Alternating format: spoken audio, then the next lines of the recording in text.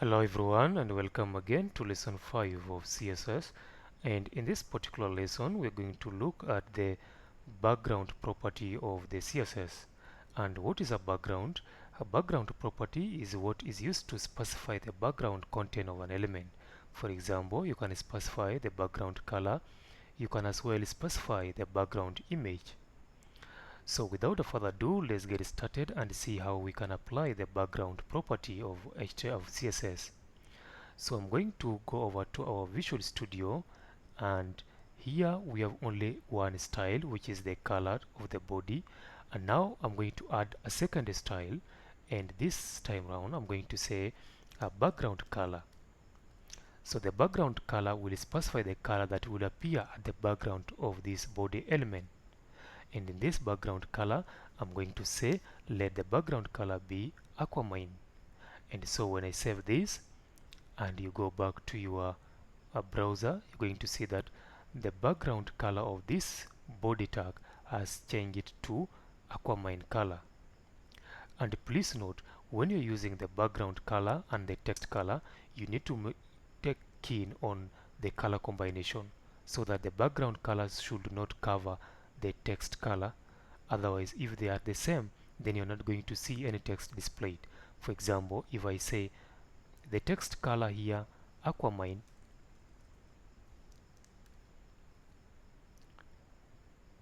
and then the background color is also aquamarine, then when you save these changes and you come here, you're not going to see any text. Why? Is because the background color and the text color is the same, and therefore you're not going to see the text. So make sure to take keen on the text color and the background color. So I'm going to return it to red so that you can be able to see the content. The next background property that I want us to look is the background image. So instead of applying a background color, I can apply a background image. And so I'm going to say background image. So the background image is used to add an image which will display at the background. So I'm going to say to specify the image, we use the URL, and then within that URL we specify the name of the image. So I'm going to specify this particular image here called profile.jpg. So I'm going to say profile.jpg, and now when you save, you're going to see that this image will be added at the background, right? And now you can even add more properties. So let me even change this image and add the next one. The other one here is the logo, so let me add my logo as the background image. And then I'm also going to increase the content here so that I can at least scroll. So let me copy this content and paste it down again here so that we can be able to scroll. Now I've specified the background image, and then you specify the URL and then the image name, and this image must be in the same folder as this page. Now when you turn back again to your browser, you're going to see that this image has been added as the background image. And then after adding the background image, you can as well specify the position, you can specify the repeat, you can specify the attachment. So you can see with this image, when I'm scrolling the page, the image also scrolls. But let's say you want to make the image fixed so that when you're scrolling the page, the image does not scroll. The way to do that is to use the background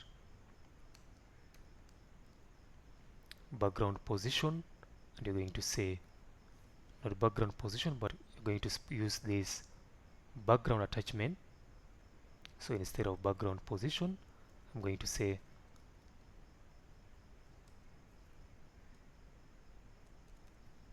background attachment, and I'm going to say fixed. So when you save that and you come here, so when you scroll the page, the image does not scroll, so it becomes fixed in the background. You can as well specify the top, the position where the image will be appearing. So the image can appear at the center here, or it can appear at the left or the right or the top or the bottom. So with that, I'm going to add another smaller image, and I'm going to use this image which is a bit smaller than this. I'm going over to my desktop, and in project 1 as project 1 folder, I have this image called W3 logo. So I'm going to copy this and I'm going to paste it in my project. So let me go back to desktop, and in our HTML project I'm going to paste this image. And now, instead of using this logo image which is so big, I'm going to use W3 logo, and I'm going to save. So when you come back, you're going to see that this image, it repeats itself many times across the page until it fills the page, and when you scroll, it is fixed. So this is what we call it, the background repeat. So this property here, the background repeat, you can specify no repeat. So if you specify no repeat, the image will not repeat itself. By default, the image will repeat itself horizontally until it fills the page. But now I'm going to specify this property and say background repeat, and I'm going to say no repeat. And with that, you're going to see that we only have one image specified in the background.